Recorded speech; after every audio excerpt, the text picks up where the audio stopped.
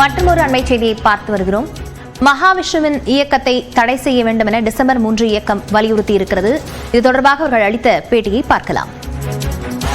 மாற்றுத்திறனாளிகள் சட்டம் சரத்து 92 உட்சரத்து 1 கீழே இவர் செய்தது தவறு. அதை கேட்கின்ற பொழுது அந்த அதிகார துணியை பாத்தீங்களா? உங்க பேர் சொல்லுங்க, உங்க பேர் சொல்லுங்க. அவர் சொல்றார் ஆல் ஆர் ஈக்குவல். உண்மையிலேயே ஆசிரியர் பார்வை இல்லாதவர் யாருங்க? அவர்தான் பார்வையுள்ள மாற்றுத்திறனாளி. Vision is different from sight. சைட்டும் விஷனும் ஒண்ணுமில்ல. விஷன் என்பது தொலைதூர பார்வை இருக்கிறது. அவர்தான் பார்வையுள்ள ஆசிரியர். நல்ல ஆசிரியர்கள் தன்று ஒரு ஆசிரியர் அப்படி பேசியிருக்காரு. அதை அலோ பண்ணி மற்ற ஆசிரியர்கள் பார்த்திருக்கிறாங்களே. வரலாறு உங்களை கேவலமாக பேசும். வரலாறு உங்களை என்ன பண்ணும்?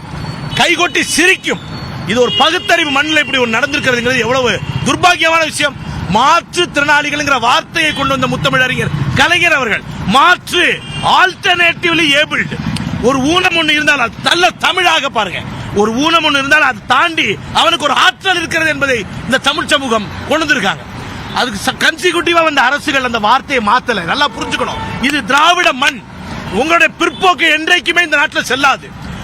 அந்த சங்கர் என்கின்ற அந்த பார்வை மாற்றுத்திறனாளி ஆசிரியர்களுக்கு நல்லாசிரியர் விருது வழங்கி, கல்பனா சாவனா விருது வழங்கி அவரை இன்னும் மென்மேலும் அடுத்த கட்டத்திற்கு அழைத்து செல்ல வேண்டும். அவருக்கு இவர் யாரை திட்டினாரோ அவர் முன்னாடி இந்த மாற்றுத்திறனாளி ஆசிரியரை கண்ணியப்படுத்தினால்தான் அதற்கு தீர்வாக இருக்கும் என்பதுதான் டிசம்பர் 3 இயக்கத்தின் கருத்து. உடனடியாக வழக்கு பதிவு பண்ணி அந்த பேசினார் பாருங்க மகாவிஷ்ணு அவருடைய அந்த ஆர்கனைசேஷனை தடை பண்ணும் என்பதை டிசம்பர் 3 இயக்கம் கேட்டுக்கொள்கிறது. மகாவிஷ்ணுவின் இயக்கத்தை தடை செய்ய வேண்டும், அதன் பின்புலம் என்ன என்பதை விசாரிக்காமல் அவரை அனுமதித்திருக்க கூடாது பள்ளியில் எனவும் டிசம்பர் 3 இயக்கத்தின் மாநில தலைவர் தீபக் நியூஸ் 18க்கு பேட்டியளித்திருக்கிறார். விவரங்களை பின்னர் வரும் செய்திகளில் பார்க்கலாம்.